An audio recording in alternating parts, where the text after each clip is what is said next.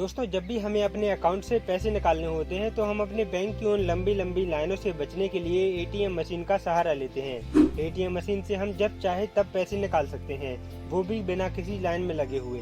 लेकिन दोस्तों, क्या आपने कभी सोचा है कि ये मशीन काम कैसे करती है और हमारे कार्ड डालते ही पैसे कैसे निकल आते हैं? तो चलिए दोस्तों, शुरू करते हैं आज का ये इंटरेस्टिंग वीडियो। दोस्तों, एटीएम का फुल फॉर्म होता है ऑल टाइम मनी। ज्यादातर एटीएम मशीन दो टाइप की होती हैं, बेसिक एटीएम मशीन और all in one ATM machine.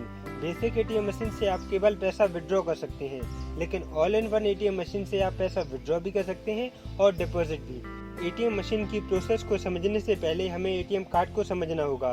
दोस्तों, एटीएम कार्ड के पीछे एक ब्लैक कलर की स्ट्रिप लगी होती है, जिसे मैग्नेटिक स्ट्रिप कहा जाता है, जिसके अंदर आपके अकाउंट से जुड़ी हुई सारी जानकारी होती है।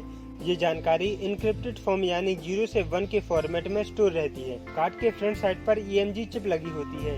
ये तो हो गई कार्ड की बात। अब हम जानेंगे कि कार्ड को मशीन में डालते ही हमें पैसे कैसे मिल जाते हैं। जब हम कार्ड को मशीन के कार्ड इंसर्टेंट पॉइंट में डालते हैं तो एटीएम मशीन में लगी दो स्कैनर कार्ड के पीछे की मैग्नेटिक स्ट्रिप में जो डाटा होता है उसे वेरीफाई करते हैं, और अगर सब कुछ सही रहा तब कार्ड के ऊपर लगी EMG चिप के थ्रू बैंक के सर्वर तक ट्रांजैक्शन को भेजा जाता है और हमें पैसे एटीएम मशीन के कैश कलेक्शन पॉइंट पर मिल जाते हैं।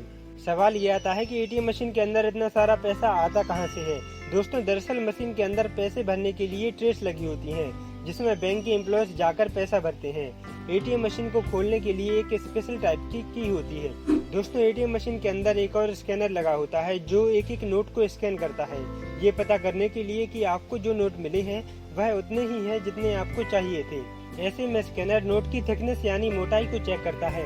अगर थिकनेस सही है तो इसका मतलब है कि नोट एक है। अगर थिकनेस ज्यादा है तो शायद हो सकता है कि दो नोट एक साथ चिपक कर आ गए हों, और यदि थिकनेस कम है तो इसका मतलब है कि नोट शायद नकली हो या फिर घिसा पिटा हो।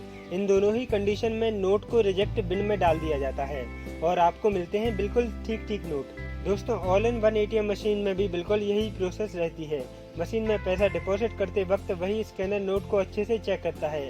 अगर नोट की थिकनेस में कोई गड़बड़ी है तो मशीन उस नोट को रिजेक्ट कर देती है और ये सारा ट्रांजैक्शन EMG चिप के थ्रू बैंक के सर्वर तक पहुंचा दिया जाता है, जिससे आपको उसकी रिसिप्ट मशीन के द्वारा दे दी जाती है।